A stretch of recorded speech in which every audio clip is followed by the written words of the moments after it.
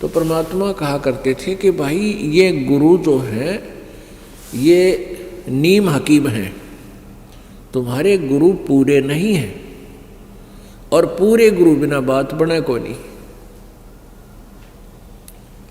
अब ये बात परमात्मा की धीरे धीरे काफ़ी चर्चा का विषय बन गया। एक गुजरात के अंदर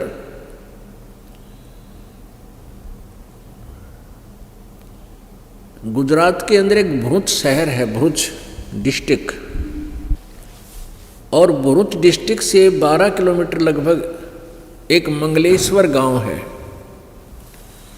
और वहाँ पर ये नर्मदा नदी एक टापू बना देती है। जमीन का एक 800-900 एकड़ का जो क्षेत्र है उसके चारों तरफ से यानी दोनों तरफ से जाके आगे मिल जाती है, उसको अपने घेरे में डाल रखे, उसको टापू बोलते हैं। तो उसके अंदर 30-40 घरों का गांव था। पहले छोटे छोटे झोपड़ियाँ हुआ करती थी और जल का आसरा लेकर ही वो वहाँ रहा करते थे। तो उसके अंदर उस टापू में अर्थात 800-900 एकड़ जो जगह थी वहाँ पर 30-40 घरों का एक गांव था, और उसमें जीवा दत्ता नाम के 2 ब्राह्मण भाई रहा करते थे, और भी ब्राह्मण परिवार थे उसमें। अब वो जीवा और तत्वा, उसको दत्ता भी बोल देते हैं, तय को दय भी बोल देते हैं। तो हम संत लैंग्वेज में जीवा और दत्ता बोलते हैं। वो बहुत परमात्मा के चाहने वाले थे। परमात्मा की चाह के अंदर वो इतने मगन थे कि जगह जगह जाते थे, संतों के सत्संग सुना करते थे। अब जहाँ भी वो जाते थे तो ये बताया जाता था कि गुरु बिन मोक्ष नहीं हो सकता, और फिर ये भी कहते थे कि पूरा गुरु हो, क्योंकि परमेश्वर कबीर जी से भयभीत होकर के वो सभी संत, मंडलेश्वर, ब्राह्मण, ऋषि ये शब्द भी कहने लग गए थे कि अभी गुरु पूरा हो, पूरे बिना बात बने को नहीं। और अपने आप को फिर पूरा सिद्ध करने के लिए बहुत से उदाहरण दिया करते थे।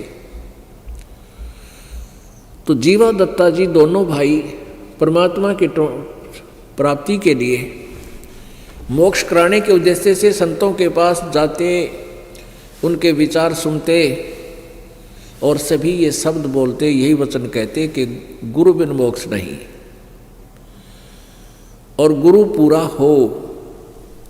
तब उन दोनों भाइयों ने सोचा भी हम जहाँ भी जाते हैं,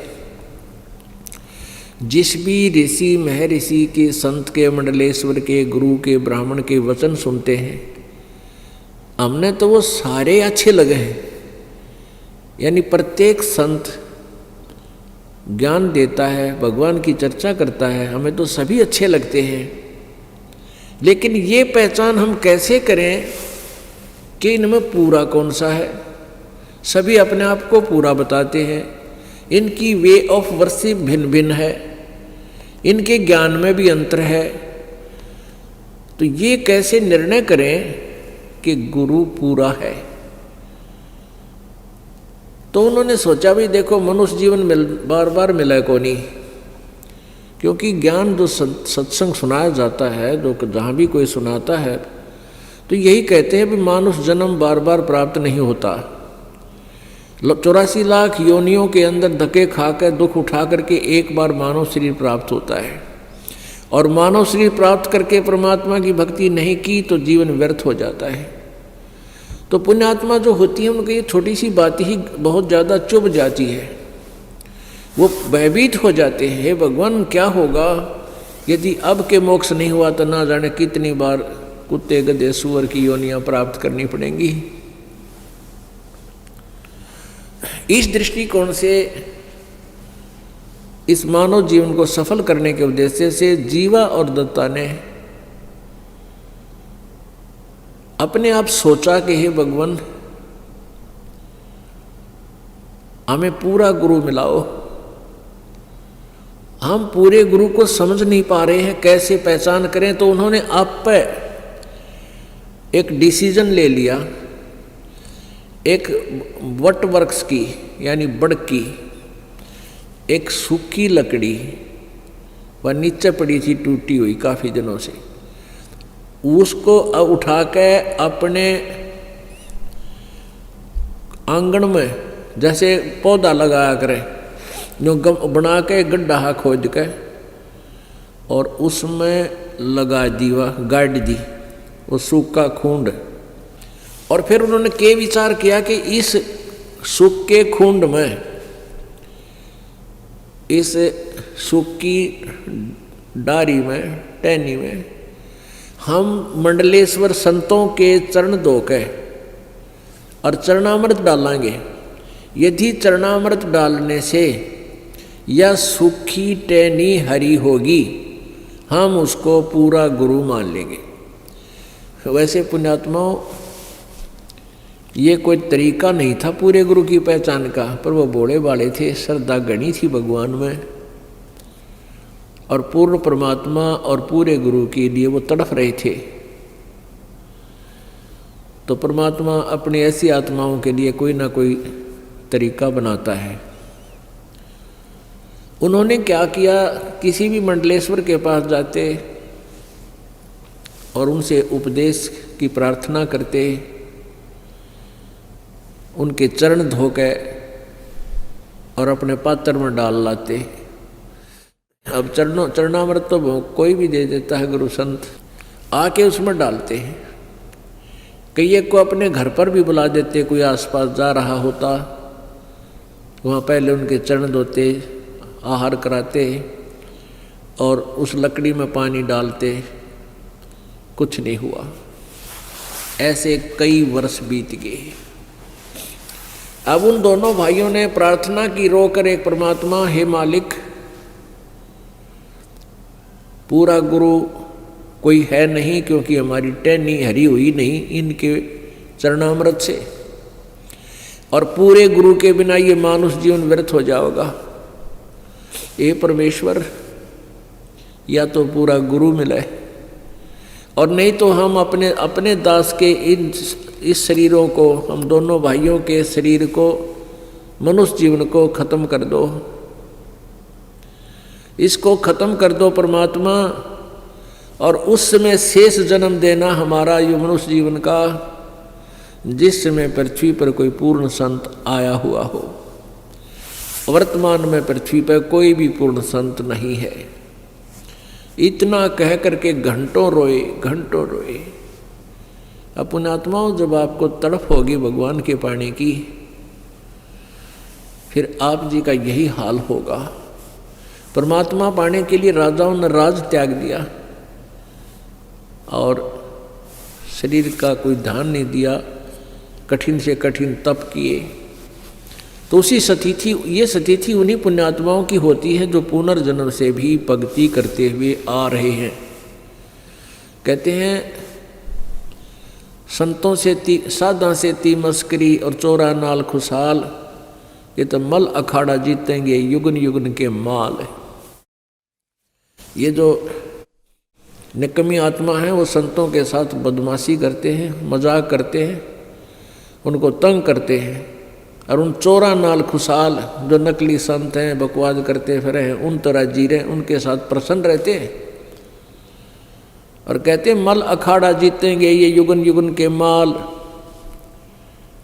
माल मीन रेसलर, पहलवान। पहलवान वही होता है जो पहले एक्सरसाइज करता है, प्रैक्टिस कर रहा होता है। तो आप कई जन्मों से ये रिहर्सल करते आ रहे हो, आप कई जन्मों से भगवान के अखाड़े के माल हो, पहलवान हो। तो ऐसे ही वो जीवा और दत्ता भी वो युगन युगन के माल थे।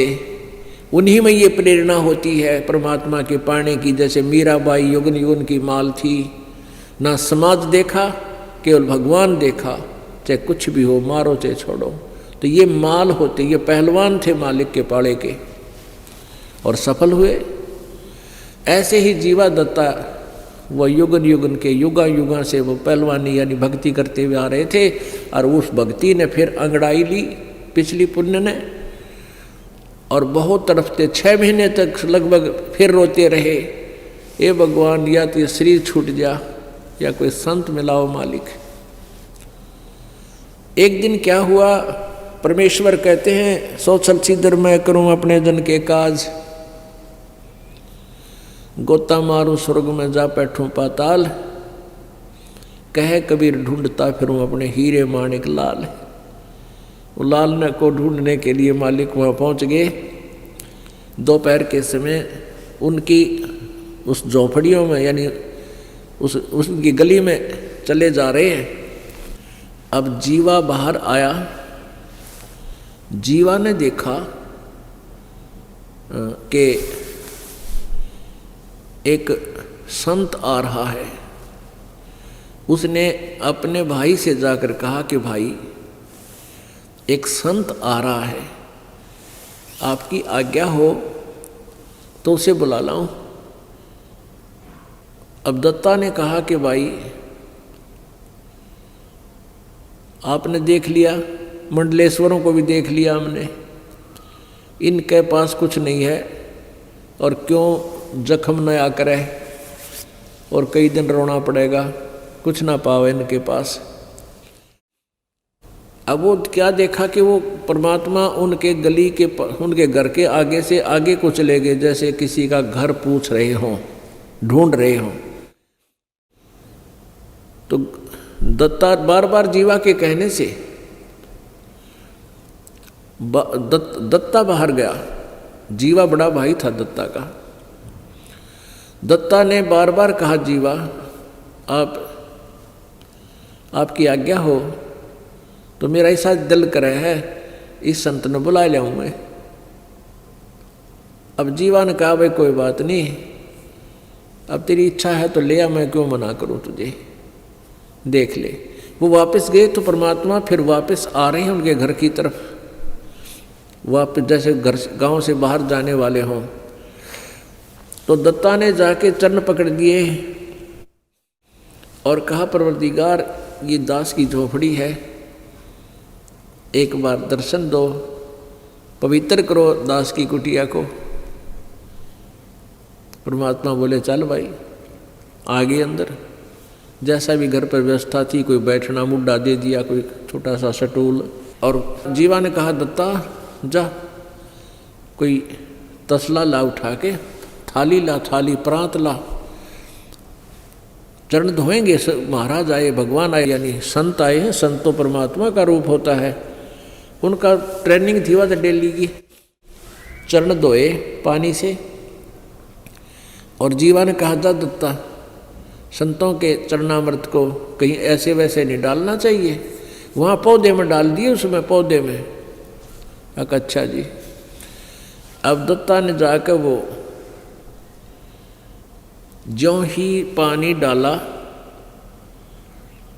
उस तसले से प्रांत से, जैसा जिसमें पात्र में डाल रखा था, और पानी डालते डालते ही कोपल फूट आई उस बट वृक्ष की टहनी के।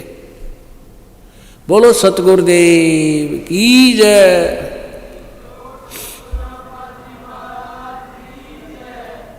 अब दत्ता ने आवाज लगाई जीवा दौड़ के आना, जीवा जल्दी आ।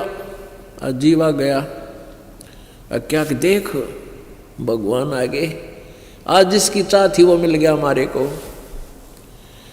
अब देखे थोड़ी देर में पूरी कोपल फूट गई है, इतने लंबे लंबे पत्ते हो गए, सूखी टहनी गए।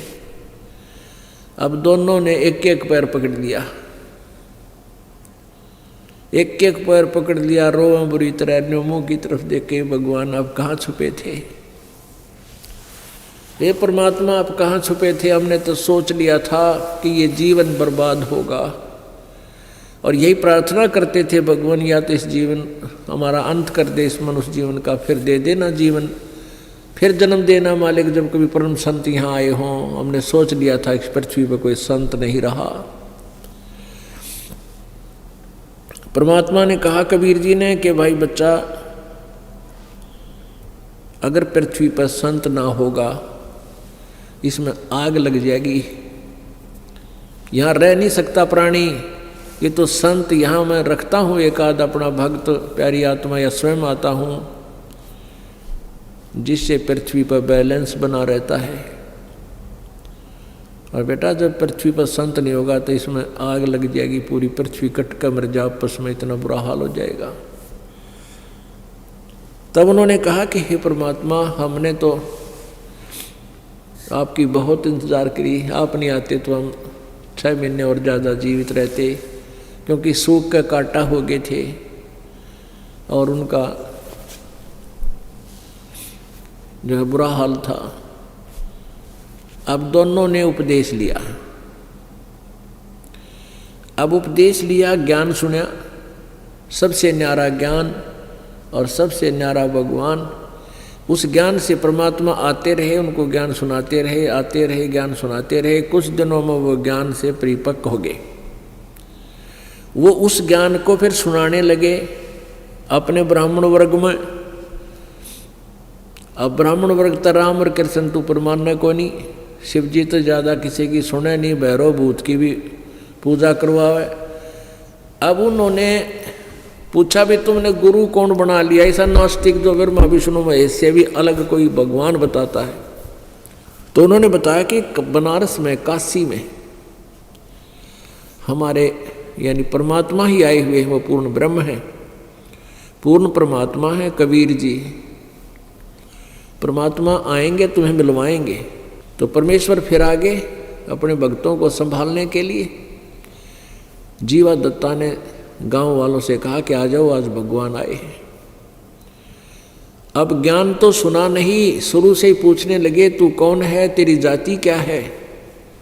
वो ब्राह्मण लोग बोले तूने हमारे भाइयों को, हमारे धर्म के लोगों को मिसगाइड कर दिया है, तू मुसलमान है या क्या है। परमात्मा ने कहा जात ना पूछो संत की, पूछ लीजिए ज्ञाने, मोल करो तलवार का, पड़ी रहने दो म्यान। लेकिन नहीं माने। परमात्मा ने कहा भी मैं जुलाहा हूँ और कबीर मेरा नाम है और काशी में रहता हूँ। वैसे मेरा मूल ठिकाना सतलोक है। अब सतलोक उन न सुना नहीं कदे, वो सतलोक न समझ के कहने लगे अच्छा धानक है, तू धानक है। कहाँ पक्का धानक हूँ भाई, सारी सृष्टि की रचना बनाने वाला भी मैं ही धानक हूँ और कपड़े बुनने वाला यहाँ पर भी मैं धानक हूँ। सब उठकर चले गए। फिर उनका एक मीटिंग हुई, पंचायत हुई। कहने लगे भाई जीवा दत्ता को जाति से डाल दो, ये तो धानक का चेला बन गया, इसने तो हमारे जाति का नाश कर दिया, एक शूद्र का चेला बन गया, हम कहाँ मुंह दिखाएंगे। उनने कर दिया फैसला, सुना दिया फरमान कि जीवा और दत्ता का आपस में भाईचारा बंद, ओका पानी बंद और कोई नहीं बात करे इनकी। इन तय सब जगह चिट्ठी लिख कर भेज दी। अब दोनों बहुत दुखी हो गए। लेकिन ज्ञान ऐसा है परमात्मा का, सारा संसार रुष्ट हो जावे, ये मार्ग नहीं छूट सकता। फिर वो माल थे मीराबाई की तरह, युगन युगन के माल थे, पहलवान थे, और माल वही हो जो सब न ढा दे। तो उनको कोई यूँ तो हुई कि ये होता गया गलत, फिर कोई बात ना, परमात्मा चाहिए हमने, वो मिल गया। फिर क्या हुआ कि जीवा के लड़का था और दत्ता के लड़की, दोनों विवाह योग्य हुए। अब कोई ब्राह्मण हाथ टेकन दे नहीं, बालका का ब्याह क्यों करें। परमात्मा आए, चिंता व्यक्त की कि प्रभु ऐसे ऐसे समस्या आ गई हमारे सामने। वैसे तो आपके दास समर्पित हैं, आपके बच्चे भी ज्ञान को समझ चुके हैं, ऐसी तो कोई बात ही नहीं है। हमारे बिना ब्याह ही रह जाएंगे तो भी कोई दिक्कत नहीं हमने। आपके ज्ञान से हमें प्राप्त ज्ञान हो गया, पता लग गया कि 1 लाख पूत 1.25 लाख नाती, उस रावण का दीवान बाती। इस वंश चला के देख ले, 1 लाख बेटे थे रावण का, को दीवा लावणी अभी कोई ना वंश शेष रहा नहीं, या तो सब ने जाना है। लेकिन इन लोगों ने हमारे साथ बुरा कर दिया, इन ब्राह्मणों ने हमारी हुक्का पानी बंद भाईचारे से हम अलग कर दिए। हमारे बच्चों के रिश्ते भी ये नहीं लेते, ना करते। परमात्मा बोले तुम एक काम करो, जगह जगह जाके कह दो भाई या तो हमारे बच्चों का ब्याह करवाने दो, और नहीं होने देते हो तो हम इन दोनों बच्चों की शादी कराएंगे आपस में। जीवा का लड़का दत्ता की लड़की, इन दोनों का ब्याह आपस में करेंगे हम, और क्या करें। अब उन्होंने ऐसा ही एक प्रोपगंडा फैला दिया। अब ब्राह्मणा की फिर पंचायत हुई, भाई जमानास हो गया, बाण भाई का ब्याह होगा कि तुम मुँह दिखावांगे। उनकी पंचायत होगी। कहने लगे, अब के विचार किया कि भाई लड़का लड़की का के दोष है, गलती तो उन दोनों ने कम्या की है, तो हम ये तो अलाउड कर दो भाई लड़की और लड़कियां की ब्याह अन्य स्थान पर हो सकता है। तो उन्होंने कहा कि ऐसे नहीं भाई, फिर तो कोई ब्याह ना करे उनका, तुम नो करो, लड़के और लड़की ने गोद ले लो और फिर हम ब्याह करेंगे।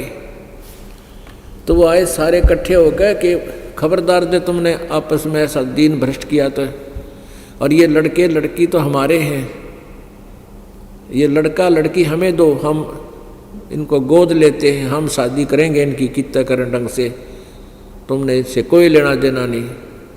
वो बोले ठीक से ले जाओ, तेरे लड़का लड़की ने वह समस्या भी हल कर दी, ब्याह वाली भी परमात्मा ने। उन आप पे ब्याह कराया, दोनों बच्चों का बस सर दर्द भी हटा दिया, ब्याह का खर्चा भी ना होया। तो फिर थोड़े दिन वो सीधे हो गए, ज्ञान समझ मान ला गया धीरे धीरे, क्योंकि वो बच्चे जहाँ गए उन्होंने भी ज्ञान समझाया। फिर वो सारा काम सेट हो गया, बच्चे भी उनको दे दिए और परमात्मा की भक्ति भी उस नगरी में तकरीबन करने लगे। अब जो वो सूखे टहनी बट के वृक्ष में जरनामृत डाला था टहनी में, वो एक पेड़ बन गया पूरा, और वो पेड़ आज भी विद्यमान है। 600 वर्ष हो गए उसने, वो पेड़ आज भी विद्यमान है। और वहाँ पर कबीर पंथ के ये परंपरागत महंतों का वहाँ एक आश्रम बना हुआ है, जो इन यादगारों को संभाले हुए हैं। उसको हम देख कर आए थे, स्वयं आँखों देख कर आए हैं, एक बार गए थे हम देखने के लिए। उसमें मंगलेश्वर गांव से एक नौका में बैठकर जाना पड़ता है, सामने एक बीच में दरिया है, उसको पार करके सामने वो स्थान है टापू सा। तो वो बता रहे थे कि पहले ये वट वृक्ष इस पूरे क्षेत्र में फैला हुआ था। यानी बड़ की एक ऐसी व्यवस्था होती है, एक बड़ ने आगे बढ़ने की जगह मिल जाओ, वो ऊपर से इसकी दाढ़ी सी आती है नीचे जड़ें, और ज़मीन में घुस जाती हैं, और कुछ ही देर में वो पूरा पिलर सा बन जाता है, सपोर्ट देती है और आहार खुराक देती है, फिर आगे टहनी चली जाती है, यानी बहुत दूर तक जा सकता है।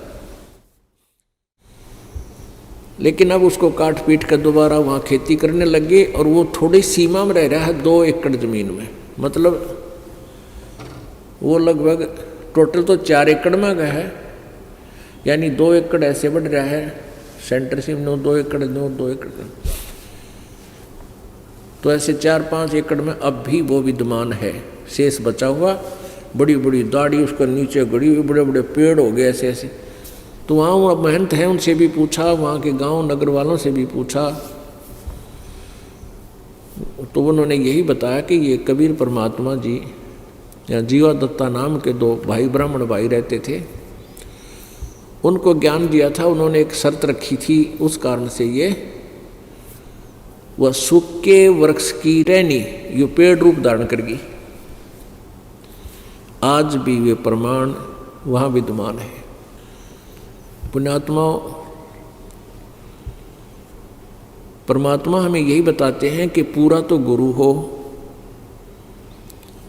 और फिर सत्संग अवश्य अटेंड करे,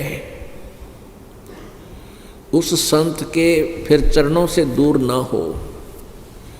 परमात्मा पाने के कुछ फार्मूले बताए हैं। द्वार धनी के पड़ा रहे, धक्के धनी के खावे, 100 काल झकझोल ही पर द्वार छोड़ ना जावे। ये दूसरा फार्मूला। एक तो है कि पूरे गुरु हों, फिर गुरु जी की शरण में आने के बाद छोटे मोटी आपत्ति यदि आ भी जावे, परमात्मा के द्वार से दूर नहीं हुए। द्वार धनी के पड़ा रहे और धक्के धनी के खावे, 100 काल झकझोल ही द्वार छोड़ दी जावे।